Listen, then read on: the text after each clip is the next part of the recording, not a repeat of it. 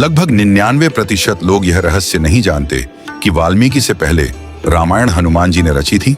हाँ, वही महावीर हनुमान जिनकी शक्ति, बुद्धि और भक्ति की कथाएं पीढ़ियों से हम सुनते आए हैं।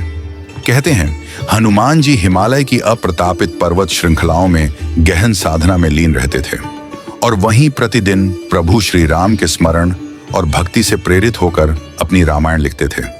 संजीवनी समान उनके शब्द, दोहे और चौपाई में परम सत्य और धर्म की प्रतिध्वनि बसी हुई थी।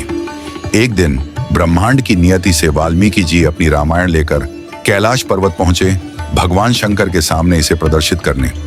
वहां पहुंचकर वाल्मीकि जी हनुमान जी की अद्भुत रचना को देखकर अपनी अस्मिता में व्यथित हो उठे और उदास स्वर में कह उठे, आपकी रामायण के सामने मेरी रचना तो निसार है। तब हनुमान जी अपनी दिव्य विनम्रता और भक्ति के साथ अपनी रामायण के समस्त दोहे और चौपाई वाल्मीकि जी को सौंपी, कहकर कि इन्हें अपनी रचना में समाहित करें। इस प्रकार वाल्मीकि जी अपनी रामायण को और भी अनुपम और अद्भुत बना पाए। हनुमान जी ने मुस्कुराते हुए कहा, मुझे तो केवल प्रभु श्री राम की भक्ति का अभिप्राय है। जहां प्रभु का स्मरण वहीं हनुमान का गमन।